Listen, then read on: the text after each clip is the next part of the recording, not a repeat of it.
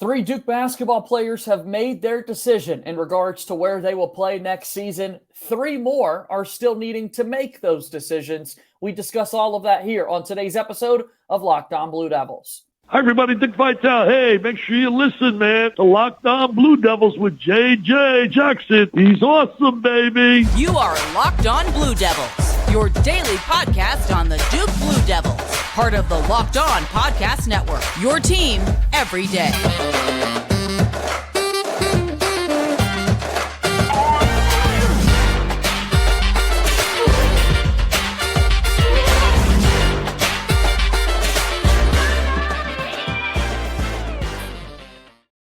Hello, everybody, and welcome into another episode of the Locked On Blue Devils podcast. My name is JJ Jackson. It's so great to have you here with us on this Friday, March 31st, 2023. Excited to have a new episode of Locked On Blue Devils today. We're going to discuss what's going on in the life of Duke basketball on today's show with my good pal Ryan Lommen at the Duke Nation on Twitter. If you haven't done so already, hit that subscribe button to watch the show on YouTube each and every day. Watch our show there. Also, make sure you listen to the podcast. Subscribe on whatever podcast feed you choose. Leave us a 5-star rating and written review on the Apple Podcast platform. Your support means so much to us. Follow us on Twitter at LO_Blue Devils and follow me on Twitter at _JJ_Jackson_. So without further ado, I bring on my good pal, Ryan Lommen. Ryan, it's our first time getting to have you back on the show since the unfortunate end to the season for Duke men's basketball, but I hope you're doing well, my friend. I am. Thank you for having me. Yeah, it's one of those things where we ran into a buzzsaw, and it happened about 5 minutes before the game started, it sounds like, with Mark Mitchell going out, and that was a huge bummer. I thought this team was poised to make a run, and the way the East region shaped up was looking pretty friendly to do so, and like people have said on Twitter, maybe it was a blessing in disguise. I'm one that thinks I'll take a deep run into the tournament, and one where we're still planning to play tomorrow over maybe possibly returning people next year. But it is what it is. It sucks, but it's been a great tournament nonetheless. So I'm excited for this Final Four. It should be good. Yeah, this Final Four this week is going to be awesome. We've got 4 teams, and you really don't know who exactly is going to emerge from the bunch. Our friends at FanDuel certainly think UConn is the mightiest among them. We might touch on that a little bit later in the show here. But Ryan, we talk about the Final Four a year ago. Crazy to think 1 year ago what we were experiencing on that Friday going into the Final Four in Coach K's final season. Yeah, it's something that I feel like was so long ago, but also not. Yeah. I feel like I got over it a lot quicker than I expected to, and especially now that UNC had the season that they had, it makes it sting a little bit less going from where they were this time last year, and then in a week from now that time last year to where they ended up. It's humorous. It's funny. It kind of, like I said, it eases the pain a little bit, but they should be a good team this coming season, and we're looking very poised to be one as well with who we've got coming back and some of the freshmen coming in. So I'm super excited for it, but yeah, it's definitely a different feeling this year than it was last. And I'll take the feeling I have right now over the feeling I had after that Final Four game last year, 7 days a week and twice on Sunday. So yeah, well, take me back to Final Four Friday in particular, because if I'm being 100% truthful here, I was mightily worried that, in disregarding X's and O's and anything that would happen on the floor whatsoever, but I will be truthful in saying Final Four Friday, I was so worried about the idea that, wow, North Carolina, the Tar Heels really do have a chance to end Coach K's career. I mean, if I look back at those thoughts going into the game 1 year ago today, that's all I was thinking about, man. And I wasn't even thinking about who was on the floor, what the matchups were going to be. It was like, I just don't want that to be how Coach K's career comes to a close.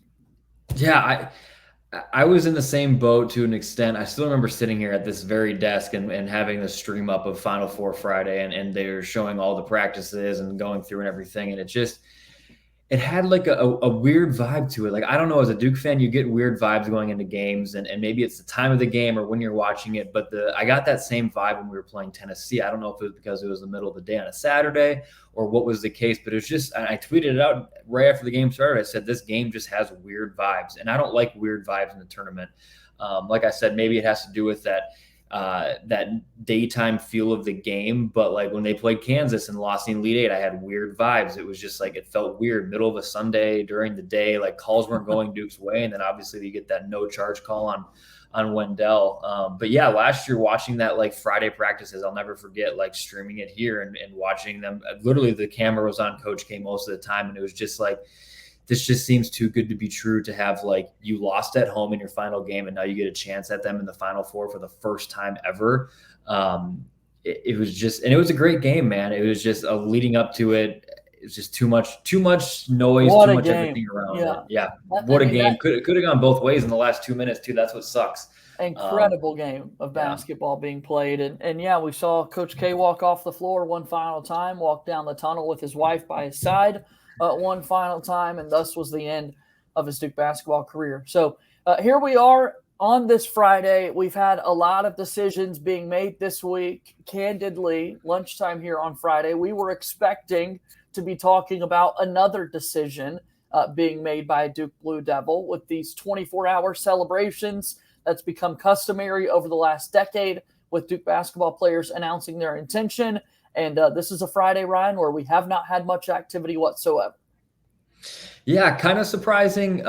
There was some little chatter on Twitter yesterday, some banter between the official Duke account and some fans. Shout out to Update Duke, Grant over there, with putting together some things in the time frames of when we normally see these things. And the Duke basketball account did put out a tweet at the time that we all expected them to, but it was about honoring Coach K and an award that he won, which was fun, and I get it. And I do also feel like in the past, we don't get many people to return, but having them returning or getting news of players returning on consecutive days doesn't normally happen. And it didn't happen earlier this week. I didn't expect it to happen today. I thought there was a chance we would see some lively news of him leaving. The transfer news, I'm not sure who's going to transfer yet. I think there's a possibility, but I still think there's some decisions that have yet to be made behind the scenes in regards to Jaden Schutt, Jalen Blakes, Jeremy Roach, and you can throw in Lively and flip into that mix. So there's a lot of decisions that still have to be made. And yeah, I guess on a Friday, they didn't want to combat the good news yesterday and the good vibes going into the weekend. So maybe we'll get Dereck Lively news next week. And hopefully we get some really good news Monday or Tuesday as well. So yeah, no, I truthfully was expecting a Dereck Lively Declare show on this Friday, and that was that has not happened. So onward we go. We continue to speculate about those moves for players at the Duke basketball team. We'll continue our conversation after our first time out here on today's program of Locked On Blue Devils. Locked On Blue Devils today is brought to you by our friends over at FanDuel. March Madness is here. The Final Four is here. Here we are on the final day of March, and the tournament with it heating up. There's no better place to get on the action than FanDuel. It's America's #1 sports book. That's because right now, FanDuel is giving new customers a no-sweat first bet up to $1,000. That's up to $1,000 back in bonus bets if your first bet doesn't win. All you got to do is go to FanDuel.com/lockedon and sign up today to claim your no-sweat first bet. Then you can wager on everything from the money line to point spreads to which team will be cutting down the net. Final Four this weekend: UConn, Miami, FAU, and San Diego State. Who wins it all? All on an app that's safe, secure, and super easy to use. Don't miss your shot at a no-sweat first bet up to $1,000 when you join FanDuel today. Just go to FanDuel.com/lockedon to sign up. Make every moment more with FanDuel. Moving forward here on today's episode of Locked On Blue Devils, JJ Jackson alongside my pal Ryan Lommen at the Duke Nation on Twitter. I mentioned our good friends at FanDuel. They think UConn's the heavy favorite right now to win the national championship. What say you, Ryan, about the festivities this weekend? Yeah, with me, I actually had picked Miami to make it to the Elite Eight. I threw some money on them to make it to the Final Four, and luckily won at plus 1,000 back in February. So I kind of got to continue rolling with Miami. I know it's weird because like being from the Midwest, I wasn't born with this hatred of every team in the ACC, right? So like I didn't grow up having State fans around me and UNC fans around me. Now, granted, I'm not a fan of UNC fans, or I'm never going to cheer for them no matter what.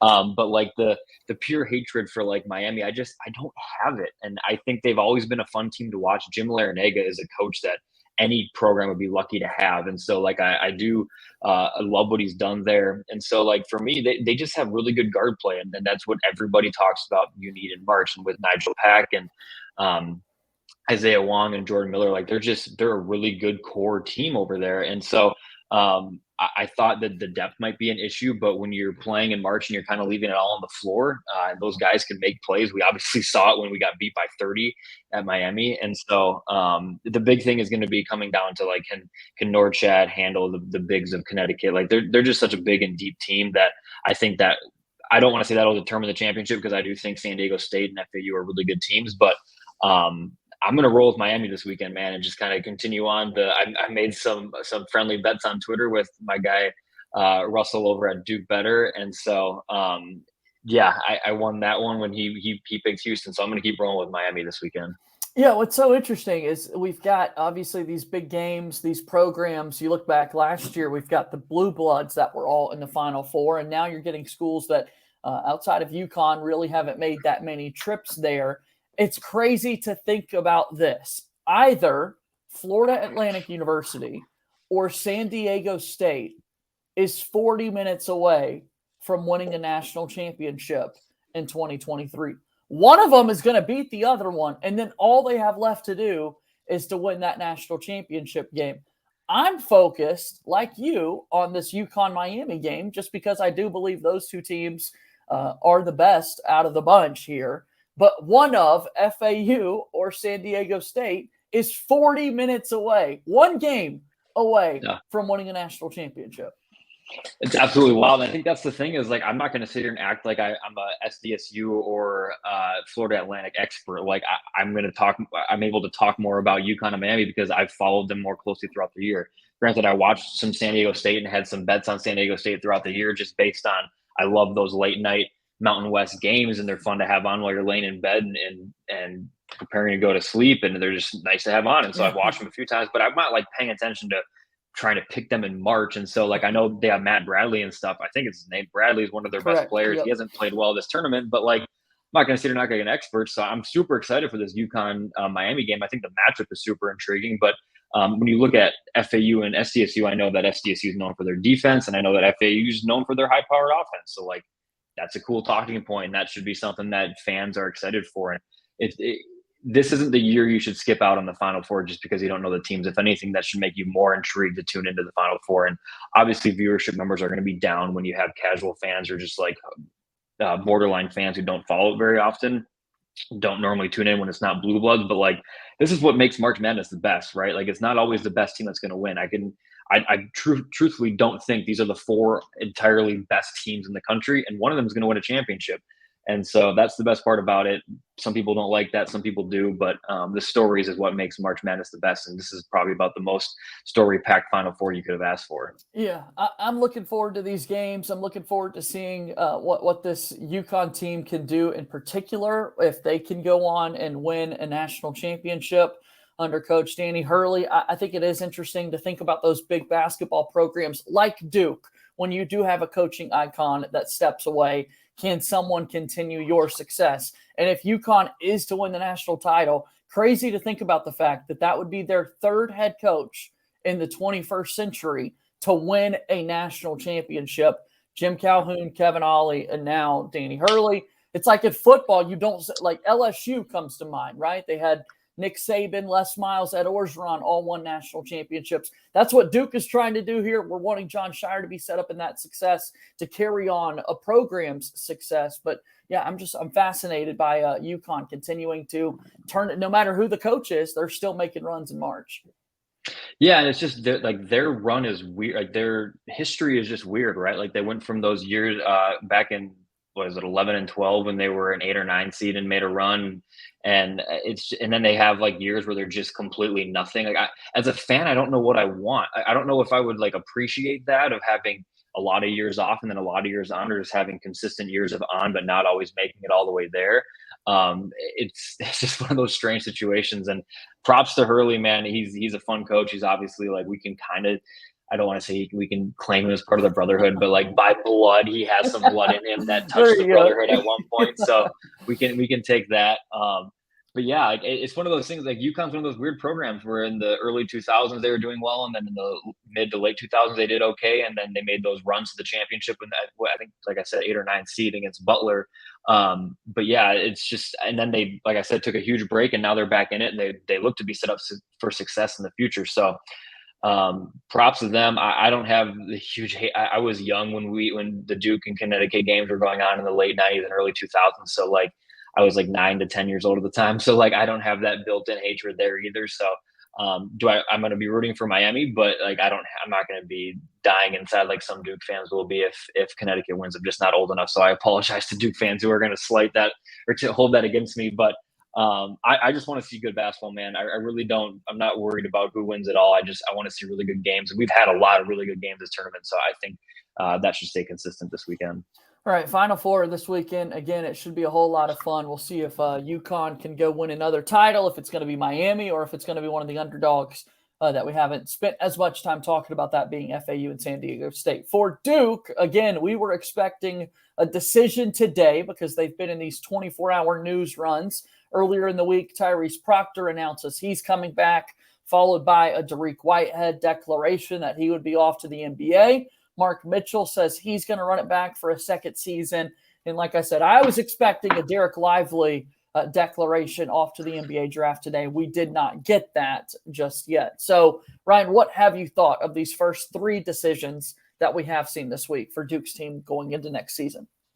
Yeah, I would say expected, but like still super exciting. Like this is not something you normally get as a Duke fan. And I tweeted it out yesterday.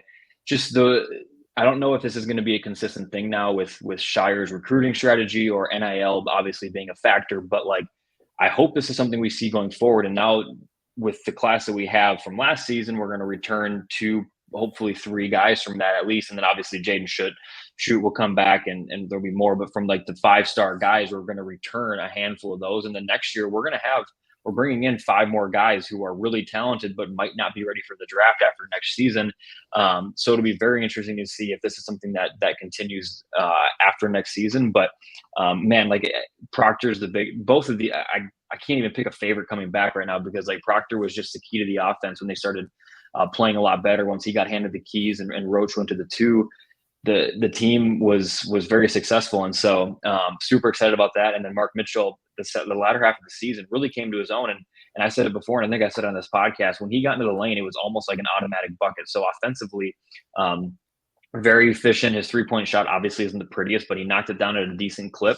And then his defensive ability was obviously one of the best in the ACC and probably is going to be a good contender for Defensive Player of the Year next year in the conference. And so I'm super excited about that. I mean, then to have those 2 who've gone through it and they get to mentor these freshmen that are coming in who are also very talented. Right.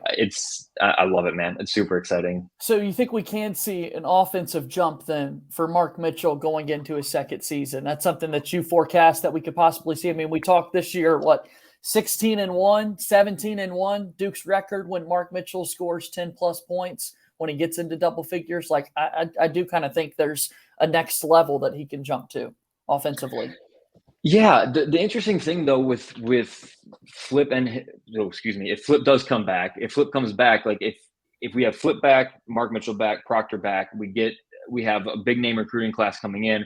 And then we got, possibly some transfers coming in, like the offense is going to be spread out a little bit more. So like, I don't want Duke fans to expect a huge jump in points per game from some of these returning guys because just like the shots just won't be there. I don't know if Proctor is going to get to 15 points a game. If Flip comes back, I'm not sure Flip can get to 20 points a game. And Mitchell was averaging at the end of the season, I think 9 to 10 points. And so like maybe a jump to 12 or 13, but there's going to be more talent to go around next season and more guys to shoot the ball than we had this season. And so I'm not sure number spikes are going to be there, but I'm hoping the efficiency and the percentages of makes will be there just with another year under their belt and a little more experience. We got to continue this conversation. We're talking Duke basketball going into next season. A couple of guys on their way back, and a few more could possibly be declaring for the NBA draft. Locked On Blue Devils continues here in a moment.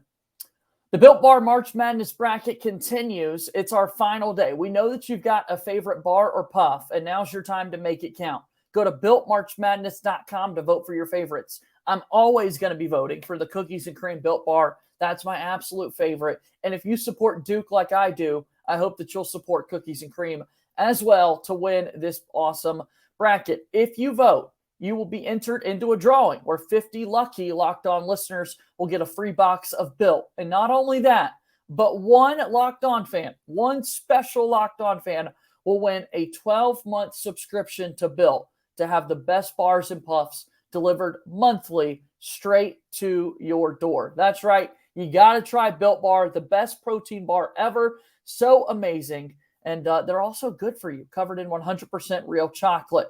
Go to BuiltMarchMadness.com right now to vote for your favorite bar or puff. Today's the last day to do it, so hop in and support your pick. Final few moments here on today's episode of Locked On Blue Devils. JJ Jackson, joined here by Ryan Lommen at the Duke Nation on Twitter. All right, we're getting ready to go into off-season mode. Still a newsworthy time, right, with decisions coming, transfer portal news still likely ahead. Could there be coaching staff changes to John Shire's staff in year one? You never know what conversations are out there. And I know, Ryan, that you stay on top of all of the news in terms of Duke basketball. So give us a plug for your content and what you got going on. Yeah, absolutely. I appreciate that. I didn't even think about going into this offseason. I didn't really think about coaching staff changes. You never really, you never really know. That's kind of like the one that people don't think about. Anyways, Twitter, the Duke Nation, TikTok, the Duke Nation. I'm on that until they ban us on there. And then the seasonticket.com/Duke Nation. We're going to be bringing on some writers and stuff for that and get some more content pumped out that way. And then hopefully next season, we're going to be bringing back the Crazy Twitter Live, our little show we do, myself, Zion, Duke NBA, and then Russ, Duke Better on Twitter. And so bring that back and do post-game shows and all that jazz. Looking forward to that, but that's where you can find me. I love it. Make sure you follow all of the content over there. And yeah, man, the coaching carousel is very real. Like, it's going to continue to turn.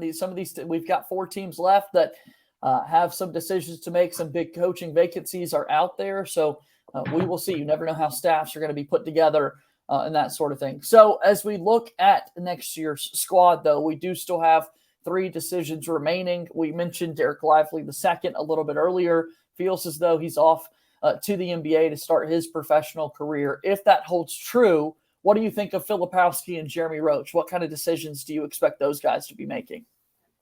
Yeah, I think with Flip, it's just looking at the draft and seeing, okay, right now and getting some feedback, maybe not going to the combine and all that jazz, but just saying, okay, I'm in that 15 to 20 range. Is there a chance I can move up into that 10, 11, 12 range? Or if I look forward to next draft, is that draft class weaker with big guys and versatile players like he is, and see, is there a chance for him to move up into that 5 to 10 range and get an even bigger payday? So from him, you're looking at it that way. I do know for a fact next year's draft class is a lot weaker, especially when it comes to big men.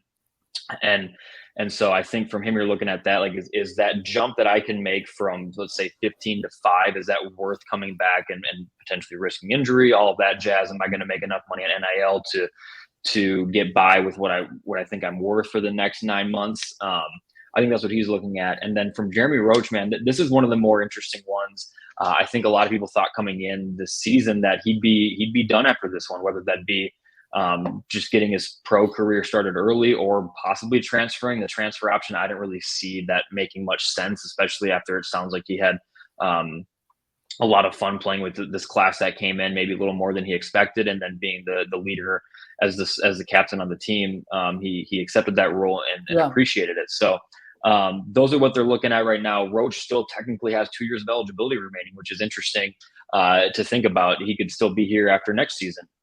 So he's not obviously on any draft boards. You kind of have to look at it as okay, do I go hopefully make a G League team, or am I going to end up overseas? He's just an undersized guard that turns the ball over at a rate you probably don't want for that 1 or 2 guard position. And then also just doesn't shoot the ball at a consistent enough clip to have his name on the scouts' radars just yet. Played in a lot of big games, made a lot of big shots, had dropped 20 points multiple times this season. It's just there were some inconsistencies there. So I'd welcome him back with open arms. The role that he would have to take on might be a little bit lesser of a role in my opinion. But that's kind of the options he's got to weigh out as well.